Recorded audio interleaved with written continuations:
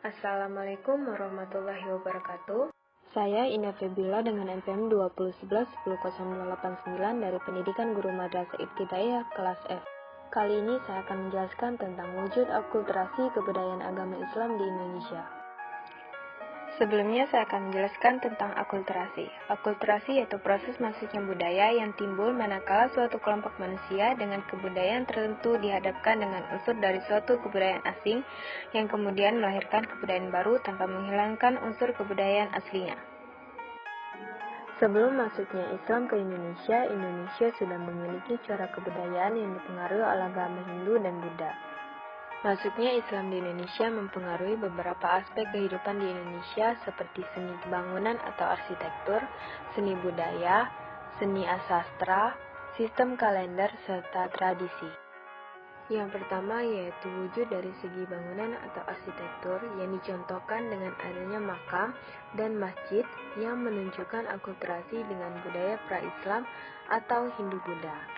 Bangunan masjid pada awalnya terbentuk seperti candi untuk menarik perhatian masyarakat Indonesia yang lebih dulu mengenali Hindu dan Buddha.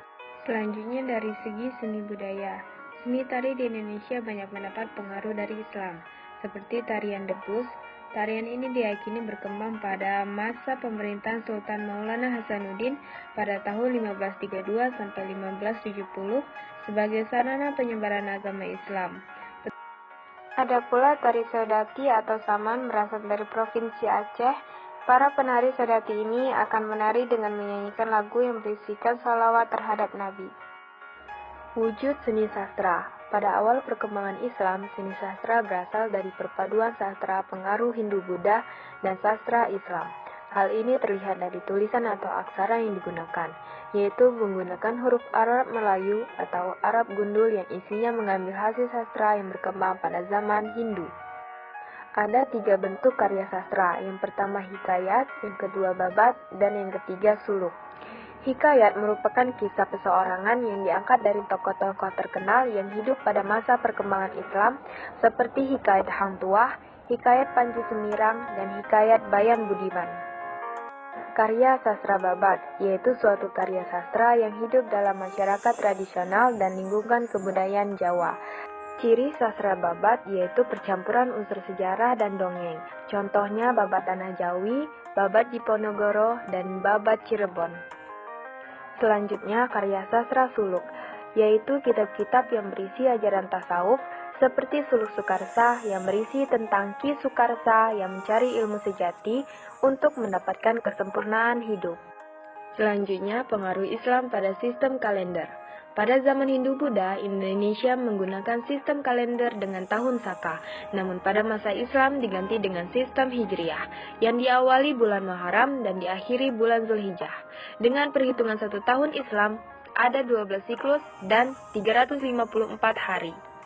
Sistem ini 11 hari lebih pendek daripada kalender Masehi yang berdasarkan matahari atau solar kalender. Selanjutnya, pengaruh dari tradisi dan upacara. Ada beberapa tradisi dan upacara yang merupakan perpaduan antara unsur-unsur lokal, Hindu, Buddha, dan Islam yang mengalami proses sinkronisasi. Contohnya yaitu tradisi ziarah, yaitu kebiasaan masyarakat Islam yang mengunjungi tempat keramat berupa makam raja atau orang penting pada hari tertentu. Kebiasaan ini sama dengan kebiasaan masyarakat zaman Hindu-Buddha yang mengunjungi candi untuk memuja raja yang telah meninggal. Serta pengaruh upacara-upacara keagamaan seperti peringatan Maulid Nabi, Isra Mi'raj, Hari Raya Idul Fitri, dan Idul Adha. Di beberapa daerah, ada yang melakukan upacara grebek Maulid yang melaksanakan dengan membersihkan benda-benda keramat seperti keris, tombak, atau benda keramat lainnya. Itulah beberapa pengaruh masuknya Islam ke Indonesia. Saya akhiri, wassalamualaikum warahmatullahi wabarakatuh, dan terima kasih.